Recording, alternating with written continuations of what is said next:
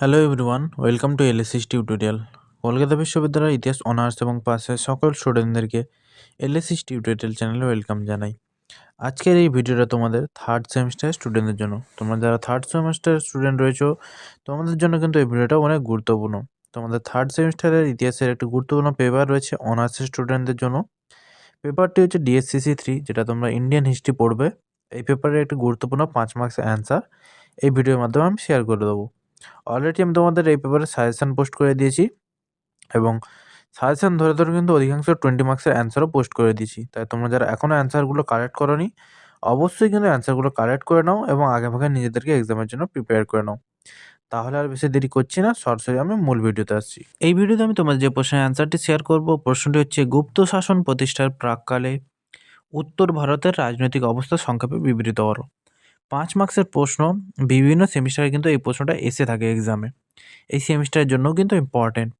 এবারে আমি অ্যান্সারটি বলছি, অবশ্যই নোট ডাউন করে নাও। খ্রিস্টীয় 3য় শতকের শেষের দিকে এবং 4র্থ শতকের শুরুতে উত্তর ভারতের রাজনীতিতে একটি গভীর পরিবর্তনের আভাস মেলে।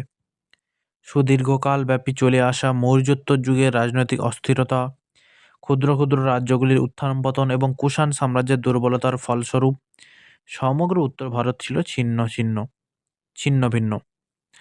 এইরকম এক রাজনৈতিক শূন্যতার পরিবেশে মগধে গুপ্ত বংশের উত্থান হয়।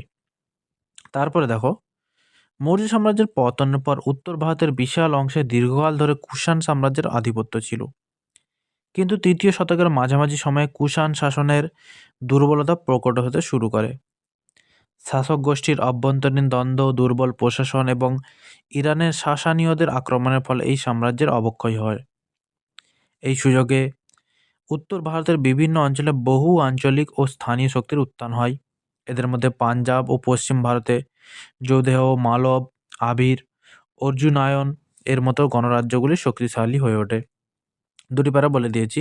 পরবর্তী প্যারা যাওয়ার আগে বলে রাখি, তোমরা যদি কেউ CC3 পেপারের নোটস পারচেস করতে চাও, একেবারে PDF আকারে নোটস, তাহলে সরাসরি আমার সাথে যোগাযোগ করতে পারো। আমি কিন্তু স্ক্রিনে আমার নাম্বারটি দিয়ে রেখেছি। অতি অল্প দামেই কিন্তু আমি তোমাদের নোটস শেয়ার করে থাকি, তাই তোমরা যারা নোটস পারচেস করতে ইচ্ছুক আমার সাথে যোগাযোগ করতে পারো। তারপরে দেখো, কুষাণ শাসনের পতনের পর উত্তর ভারতে বহু ছোট ছোট রাজবংশ মাথাচড়া দিয়ে ওঠে।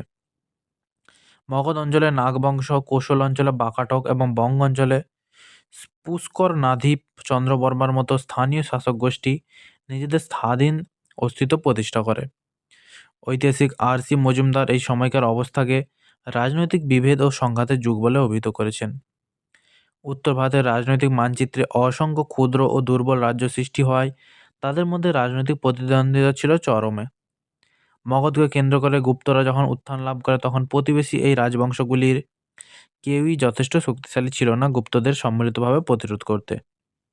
পরবর্তী পারা দেখো, গুপ্ত শাসনের আগে উত্তর ভারতে রাজনৈতিকভাবে ছিল অত্যন্ত অস্থির ও বিশৃঙ্খল। কুষাণদের পর এক বিশাল সাম্রাজ্যকে এক ছাতার নিচে নিয়ে আসার মতো কোনো শক্তিশালী কেন্দ্রীয় শক্তি ছিল না। ছোট ছোট স্বাধীন রাজ্যগুলির পারস্পরিক সংঘাত এবং বারবার বহিরাগত শক্তির আক্রমণের ভয় এই অঞ্চলকে দুর্বল করে রেখেছিল। এই পরিস্থিতিতে ঐক্যবদ্ধ ভারত ছিল এক সুদূর স্বপ্ন। ঐতিহাসিক ডক্টর হেমচন্দ্র রায়চৌধুরী এই সময়ের পরিস্থিতিকে সর্বত্র খণ্ড বিখণ্ডতা হিসেবে বর্ণনা করেছেন।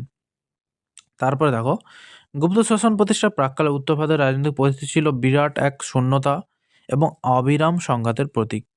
কুষাণ সাম্রাজ্যের পতনের ফলে সৃষ্ট এই দুর্বলতা এবং আঞ্চলিক শক্তিগুলির উত্থান উত্তর ভারতকে এক সুসংহত রাজশক্তি পাওয়ার অপেক্ষায় রেখেছিল।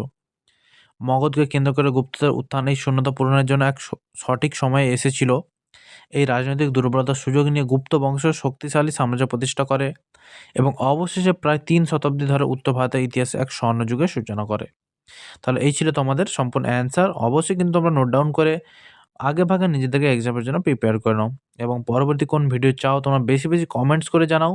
আমি কিন্তু তোমাদের কমেন্টের রেসপন্সের ভিত্তিতে এই অ্যান্সারগুলি শেয়ার করে থাকি। তাহলে দেখা হচ্ছে তোমাদের সাথে পরবর্তী কোনো ভিডিওতে।